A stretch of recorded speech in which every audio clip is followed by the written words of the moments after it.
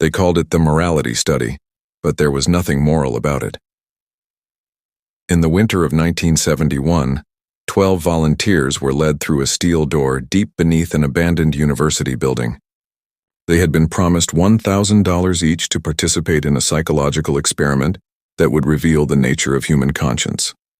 The rules were simple. They would live underground for 7 days. They would be divided into 2 groups, guards and subjects. No communication with the outside world. No weapons, no supervision, just cameras and the voice of the director. At first, it felt harmless.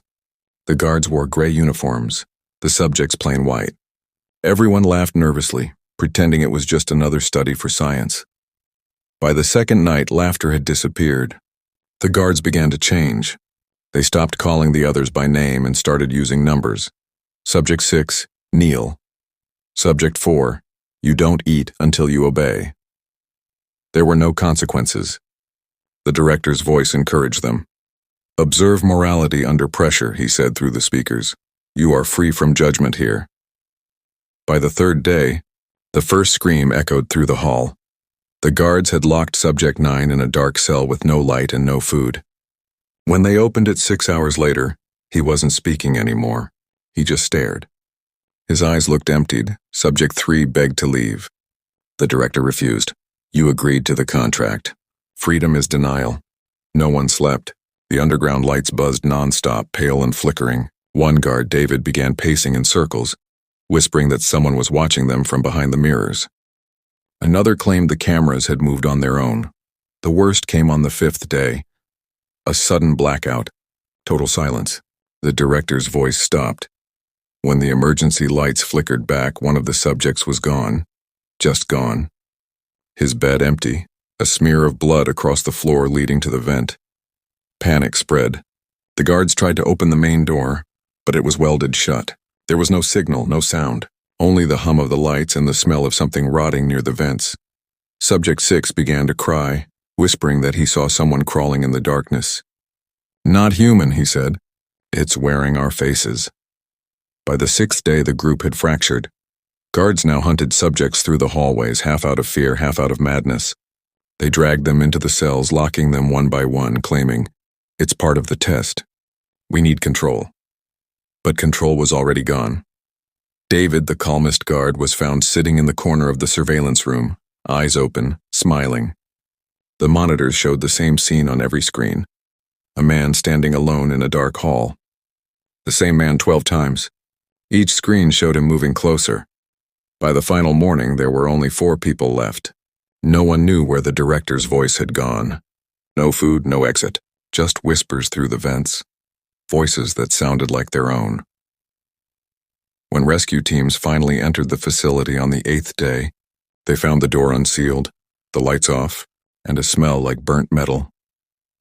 Only one man survived, Subject 4. He was sitting near the entrance holding a small recorder. His fingernails were torn and he had carved something on the wall behind him. He said morality was just a word. When they pressed play on the recorder, a distorted voice spoke. The experiment is complete. The director is pleased. The strange thing was that the director had died 6 months earlier. 3 weeks after the rescue, Subject 4 still couldn't sleep. They kept him in a government facility outside Boston under constant observation.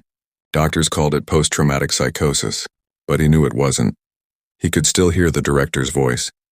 It began every night at 3:07 a.m. A faint hum through the walls, followed by breathing. Then that same phrase, the experiment is complete. The doctors didn't believe him. They said the voice was memory, guilt, trauma, but guilt doesn't move things. Guilt doesn't turn the lights on by itself. On the 5th night, he woke to find his room door slightly open. A nurse lay unconscious in the hallway. The security camera above her flickered, static swallowing the feed. He pressed the call button, but it didn't work. When he turned, he saw words scratched into the metal table beside his bed. Observe morality under pressure. He knew that line. The director used to say it before someone screamed. The next morning, the staff told him no one had entered his room. The table was clean. No scratches, no proof. Still, they transferred him to a lower floor for security.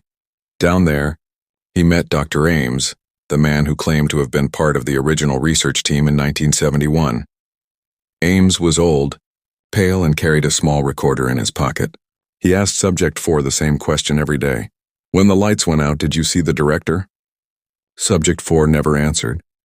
But one night, Ames forgot his recorder on the table. When he left, it clicked on by itself. A faint whisper bled through the static. "4, the others are waiting." He froze. The voice was behind him now, not in the speaker. The air smelled like burnt wires. He turned, nothing. Then the lights began to pulse. 1, 2, 3 long flickers. Each flash showed something closer to him. A figure in gray, face hidden behind a cracked mirror mask. He ran to the door. It didn't open. The figure raised a hand and pointed at him. Freedom is denial. He woke the next morning on the floor. Doctors said he had a seizure. But he remembered standing in the hallway staring at his reflection in a black window. And the reflection smiled first. They moved him again. This time to an isolated ward, windowless, cameras covered. But every night the same phrase came through the speakers. The experiment continues. He began to doubt reality. When nurses spoke, their lips didn't match the words. When he blinked, the room changed angles slightly. And when he tried to write what he saw, the pen moved on its own, carving letters too straight, too deliberate. Day 8. It wasn't over. It had never ended. One evening, Dr. Ames returned, his skin pale, eyes sunken. He whispered, "The director was never human." Then he smiled, slow and wrong.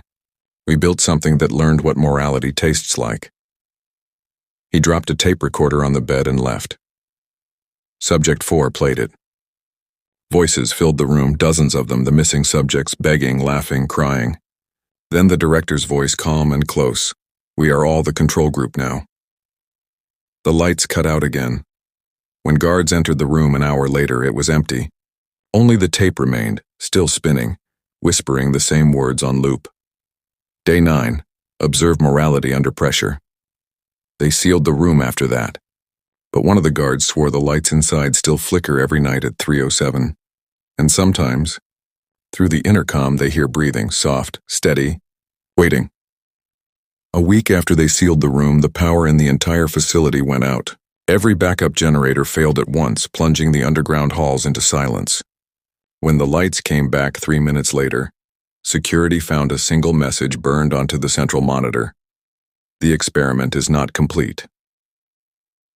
No one wanted to go near the lower levels again. But Dr. Ames did. He said the director's work couldn't simply end with Subject 4 missing. He took a flashlight, a tape recorder, and descended alone. The cameras caught him entering Corridor C at 2:58 a.m. They never recorded him leaving. 2 days later, the tape recorder was found lying in the elevator shaft. When they played it, the first minute was static. Then came the sound of breathing, followed by Ames whispering, "There's light coming from the walls." A pause. "I think they're alive."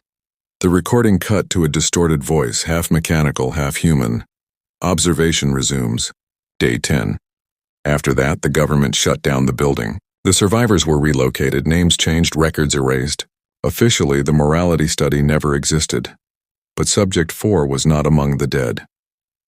6 months later, strange murders began happening across different states. Victims were found in locked rooms, each with the same phrase carved into the walls. Freedom is denial. Cameras in those areas often malfunctioned at exactly 3:07 a.m. An FBI agent investigating the pattern followed the trail to a storage warehouse in Virginia. Inside, he found a row of mirrors covered with cloth and a single audio recorder on a table. He pressed play. A calm voice spoke. The experiment continues. Control groups established. Footsteps echoed in the recording. A door opened. Then silence. As the agent looked around, the mirrors began to fog from the inside. When he wiped one clear, he didn't see his own reflection. He saw Subject 4 wearing the gray uniform of a guard. The man raised his hand and whispered, "Observe morality under pressure." The agent dropped the recorder and ran. The tape ends there, but a faint whisper can still be heard if you play it long enough. Some say it's breathing, others say it's laughter. No one has entered the facility since that night, but every year on the same date, the underground lights turn on for exactly 1 hour. And through the static of the abandoned intercom, A single voice still repeats the same words. The experiment is complete. The director is pleased. Subscribe for more.